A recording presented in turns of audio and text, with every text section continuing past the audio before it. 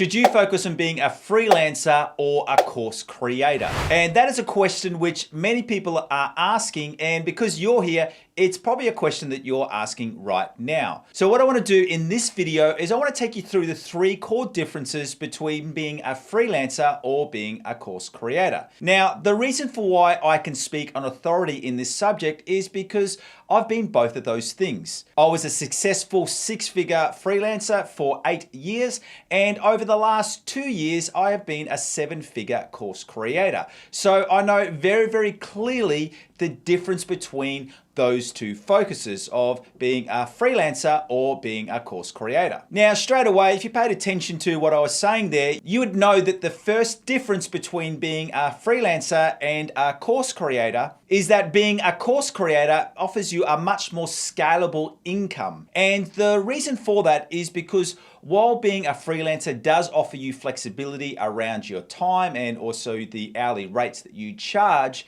the problem being is that fundamentally being a freelancer, you're still trading off your hours or your time and your skill for payment. Versus if you're a course creator, once you've created your digital product, it really is truly scalable because the sky's the limit. There is no capped amount of what you can earn as a course creator. Now, I know that you can scale the amount of income that you can earn as a freelancer, and you do that through 2 main mechanisms. The first one being that as you get more skilled in your skill of choice for being a freelancer, you can charge highly rates. And then the other way that you can scale when you are a freelancer is that as you become more skilled, you actually become more efficient. So then you can take on more clients. I know this is true for my own journey. For me, I was a Google Ads freelancer, and throughout my freelancing career, I was able to 10 times the amount that I was paid. So initially from when I was first starting, I was charging rates of $500. And then near the end of my freelancing career, I was charging up to $20,000 for essentially the same service. Now, they were obviously on larger accounts, but you can see the scalability of me going from charging a client $500 a month through to charging $20,000 a month. And then what I was also able to do is, as I became more skilled and more efficient in managing Google Ads accounts, I was able to effectively and profitably manage more accounts.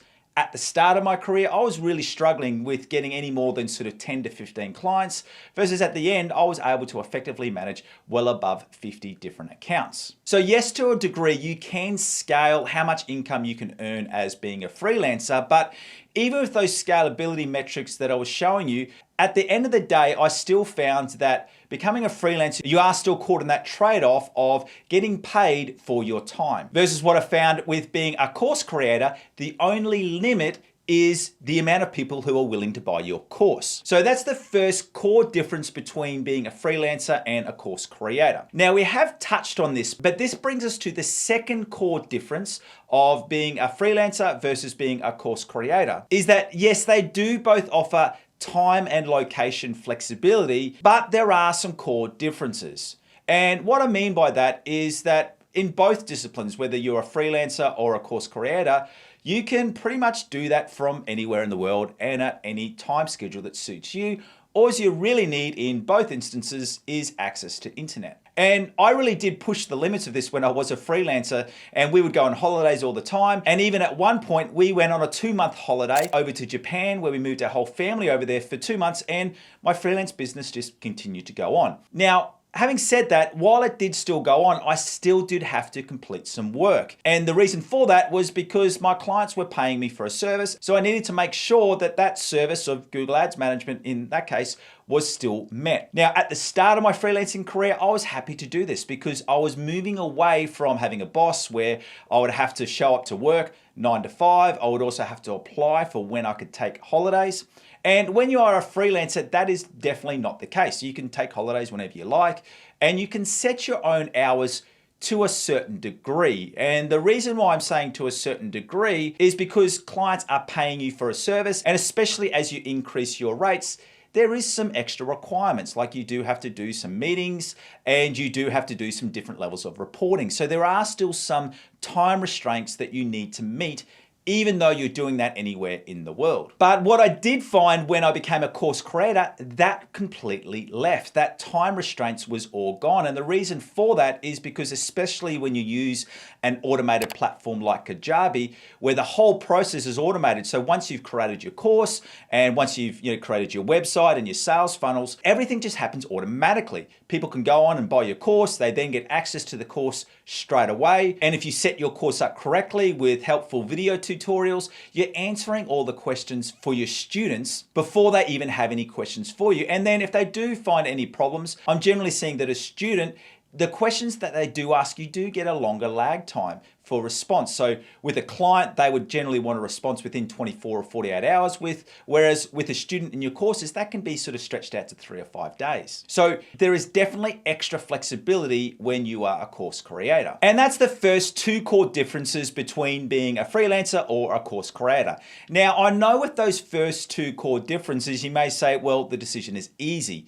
Why would you become a freelancer when you can become a course creator? And while for me that choice is very, very clear, I firmly believe that there are far more benefits in being a course creator rather than being a freelancer. But I do want to let you know that there is some challenges in being able to set yourself up as a course creator and making that transition from being a 6-figure freelancer to a 7-figure course creator. And the initial challenge is this: in order to sell your courses so that you can earn that income of a 7-figure course creator, you need to create an online profile with authority, and you need to also create an online audience that you sell your courses to. Now, this can be done in two main ways. And those two main ways are that you go down the paid ads. So you're starting up an advertising campaign to sell your courses, or you do what we're doing right now in that we share free content away on YouTube in order to grow your audience. Now, the easy option is just to go about and set up a paid ads campaign.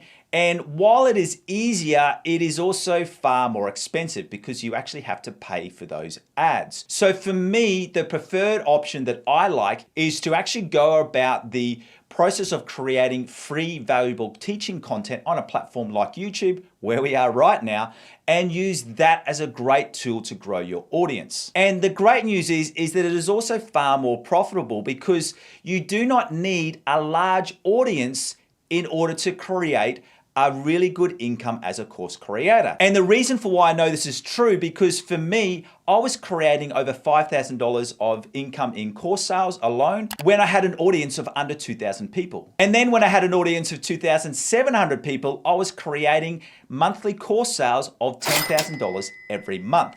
So even though you do need an audience as a course creator, don't believe the lie that you need to have a large audience. But I do need to let you know that it does take some organization and some discipline, because you do need to regularly post content, and it can't just be a scattergun approach of you releasing some content this week and then releasing some content maybe 3 or 4 weeks down the track. So what I wanted to do in this video is I really wanted to break down the difference between being a freelancer and a course creator.